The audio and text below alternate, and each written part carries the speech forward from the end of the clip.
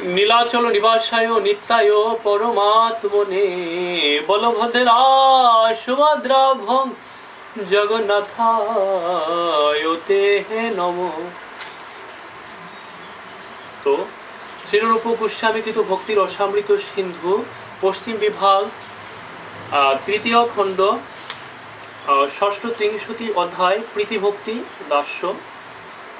তো অনুগত সেবক, ভক্তি দাস্য তো অনুগত সেবক যারা নিরন্তর পরমেশ্বর ভগবানের সেবায় যুক্ত তাদের বলা হয় অনুগ। এই ধরনের অনুগামীর দৃষ্টান্ত হচ্ছেন সুচন্দ্র, মগুন,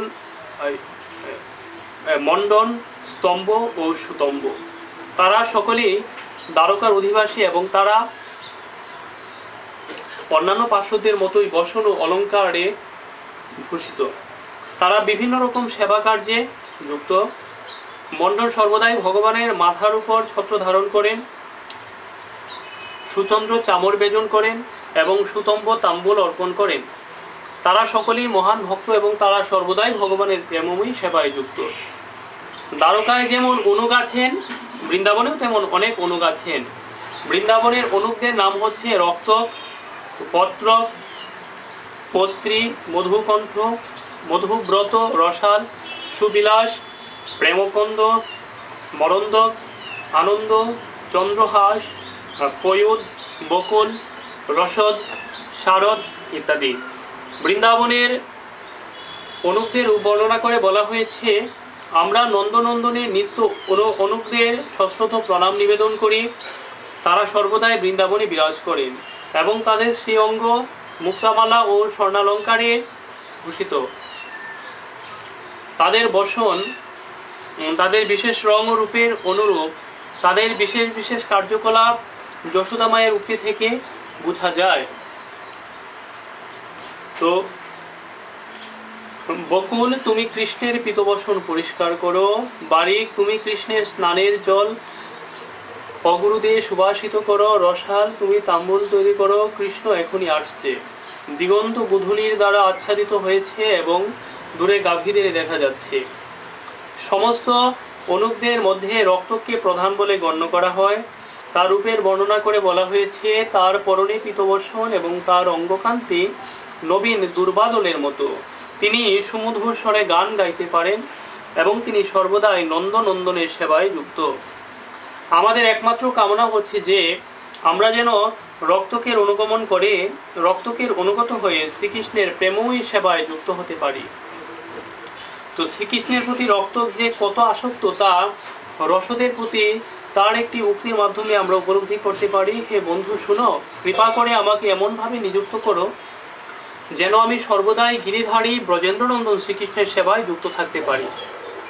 যে সমস্ত ভক্ত শ্রীকৃষ্ণের ব্যক্তিগত সেবায় যুক্ত তারা সর্বদাই অত্যন্ত সাবধানী, কেননা তারা জানেন যে শ্রীকৃষ্ণের ব্যক্তিগত সেবক হওয়া কোনো সাধারণ ব্যাপার নয়। শ্রীকৃষ্ণের সেবায় যুক্ত একটি পিপীলিকাকেও যিনি শ্রদ্ধা নিবেদন করেন তিনি নিত্য আনন্দ লাভ করেন। সুতরাং যারা সরাসরিভাবে শ্রীকৃষ্ণের সেবা করছেন তারা যে কত উন্নত স্তরে অধিষ্ঠিত তা সহজেই অনুমেয়। রক্তক এক সময় মনে মনে বলেন, কৃষ্ণই কেবল আমার আরাধ্য ও সেব্য নন, কৃষ্ণের সুখী ব্রজগোপিকারাও সেইভাবে আমার আরাধ্য ও সেব্য। শুধু ব্রজগোপিকারাই নন, যারাই কৃষ্ণের সেবা করেছেন তারাই আমার আরাধ্য ও সেব্য। আমি জানি যে আমার সব সময় খুব সাবধান থাকা উচিত, যাতে আমি পরমেশ্বর ভগবানের ভক্ত ও বৃত্ত হওয়ার ফলে অত্যন্ত গর্বিত না হয়ে পড়ি। এই উক্তি থেকে বোঝা যায় যে যথার্থভাবে ভগবানের সেবায় যুক্ত হয়েছেন যে শুদ্ধ ভক্ত তিনি সর্বদাই অত্যন্ত সাবধান ও কখনো তিনি তার সৌভাগ্য গর্বে গর্বিত হন না। সুদক্ষ বিশ্লেষণের মাধ্যমে শ্রীরূপ গোস্বামী অনুগদের তিনটি ভাগে বিভক্ত করেছেন, যথা ধৈর্য, ধীর ও বীর। রক্তক হচ্ছেন ধৈর্য শ্রেণীভুক্ত, অর্থাৎ তিনি নিরন্তর পরমেশ্বর ভগবানের প্রিয়তমা গোপিকাদের সেবার প্রতি আকৃষ্ট। শ্রীকৃষ্ণের এক ধীর পার্শ্বদ হচ্ছেন সত্যভামার ধাত্রীপুত্র।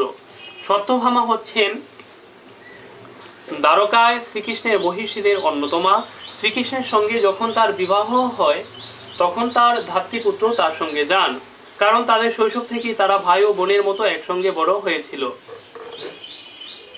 তো তো সত্যভামার এই ধাত্রীপুত্র শ্রীকৃষ্ণের সঙ্গে তার শ্যালক রূপে বসবাস করতেন এবং কখনো কখনো তিনি শ্রীকৃষ্ণের সঙ্গে পরিহাস করতেন।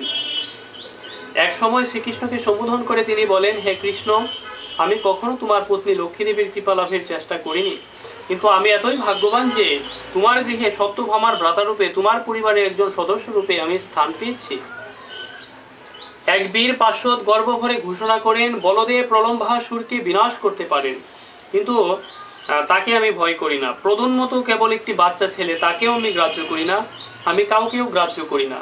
আমি কেবল কামনা করি শ্রীকৃষ্ণ যেন কৃপাপূর্বক আমার প্রতি দৃষ্টিপাত করেন এবং সেই কৃপা লাভে উদ্ধত আমি শ্রীকৃষ্ণের অতি প্রিয়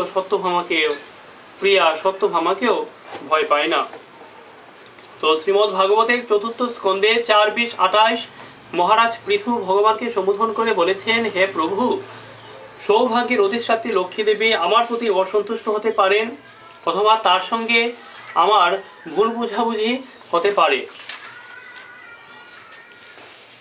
কিন্তু সেই জন্য আমার কোনো মনস্তাপ নেই, কেননা আপনি আমার একমাত্র ভরসা। আপনি সর্বদাই আপনার ভৃত্যের প্রতি অহৈতুকী কৃপাপরায়ণ এবং তাদের ক্ষুদ্র সেবাও আপনি উন্নত স্তরের সেবা বলে গণনা করেন। তাই আমার পূর্ণ বিশ্বাস আছে যে আপনি আমার বিনীত সেবা গ্রহণ করবেন, যদিও তা অতি নগণ্য। হে প্রিয় প্রভু, আপনি সম্পূর্ণভাবে আত্মনির্ভরশীল, কারো কোনো সাহায্য ব্যতীতই আপনি সবকিছু করতে পারেন। তাই সৌভাগ্যের অধিষ্ঠাত্রী লক্ষ্মী দেবী যদি আমার প্রতি সন্তুষ্ট না হন, তবুও আপনি আমার সেবা গ্রহণ করবেন, সে বিষয়ে আমার পূর্ণ বিশ্বাস রয়েছে। আশ্রিত, পার্শ্বদ, অনুগ এই 3 প্রকারের দাসদের মধ্যে আবার সাধক সিদ্ধ ও নিত্য সিদ্ধ এই 3টি ভাগ আছে। হরে কৃষ্ণ।